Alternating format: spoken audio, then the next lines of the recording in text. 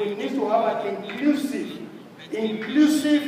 way of living, so that everybody will have a fair share in the administration of the human and mineral resources that Allah has given to them in their respective areas. Number 3 is that there is need for us to have an involvement of Muslim youth in the reconstruction of the Ummah and setting a new, with a view to setting a new social, political and economic world order.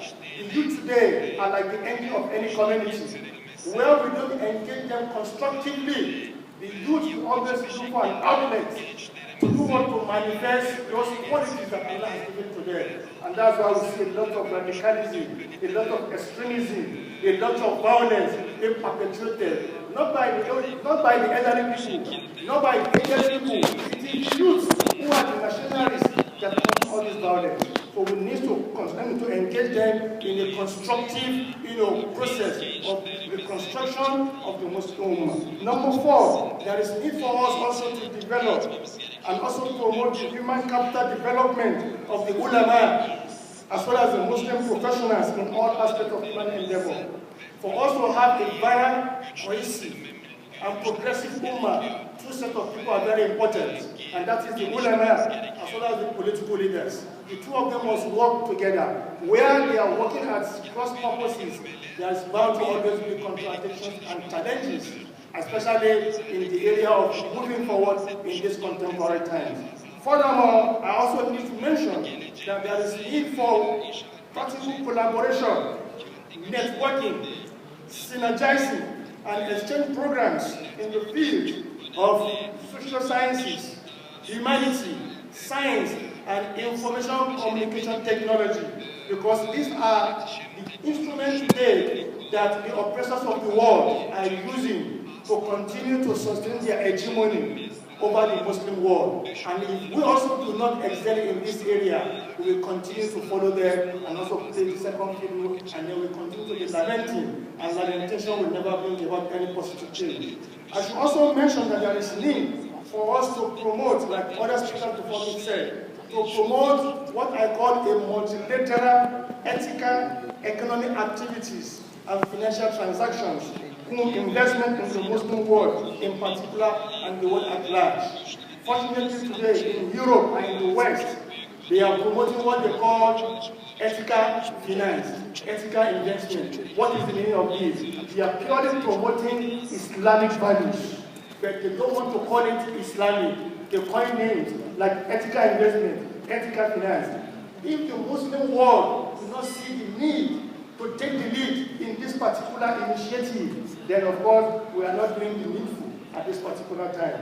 And I should also mention that there is need for this Congress, before we rise, there is need for this Congress to put together a think tank where we can have a comprehensive roadmap, comprehensive plan, roadmap for the actualization of the various suggestions, solutions that have been fashioned by different speakers before me. This roadmap should be a medium and a long-term roadmap in the next 50 years. If I'm still very much alive, we should be able to say that, between social period in the year 2016, leaders of Muslim community converged together in Istanbul, and then they drew up this roadmap for the actualization of making the Muslim Ummah again to be very strong and better than it used to be before. So where we don't have a roadmap, that most of us, or all of us who are here, are on the same page, on the same wavelength, then we come and we talk, and of course,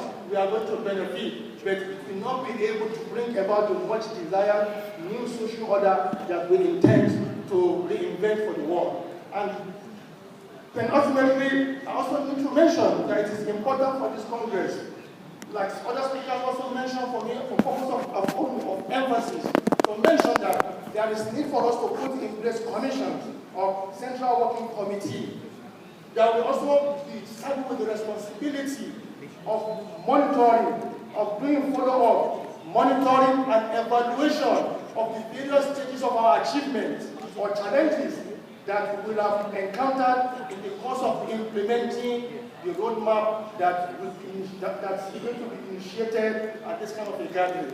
And in conclusion, I also need to mention that there's the need for us in our respective communities where we came from to ensure that we don't shy away from promoting, protecting, and defending the Islamic heritage and Islamic culture. Today, the enemies are systematically decimating and destroying the Islamic heritage. If you go to where we have Muslims, you read them in the pages of literatures. The Islamic heritage in Iraq has been destroyed.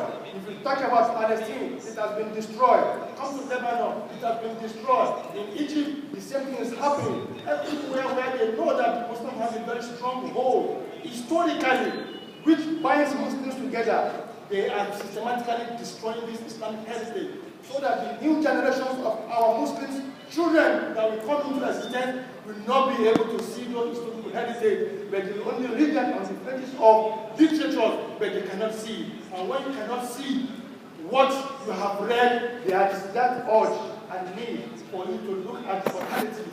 And it is the alternative that the enemies are trying to implant in each of these various regions across the Muslim world. In conclusion, Allah also gave us this great tidings, which is what is motivating us, particularly my very self. Allah says, وَلَا تَهِينُوا وَلَا تَحْزَنُوا وَأَنْتُمُ الْأَعْلَوْنَ إِن كُنتُم مُؤْمِنِينَ. Do not be grieved or sorrowful, but you will always triumph if indeed you reaffirm your conviction and your faith in Allah subhanahu wa ta'ala. On this note, I want to thank the organizers once again, as well as the chairman of this forum, for this opportunity. أقول قولي هذا وأستغفر الله لي ولكم وللسائر المسلمين من كل ذنب فاستغفروه إنه هو الغفور الرحيم. السلام عليكم ورحمة الله وبركاته. نختم هذه الجلسة بما ختم به الأخ الفاضل الإمام عبد الله أن لا نفقد الأمل وأن ننتبه من خيبة الأمل.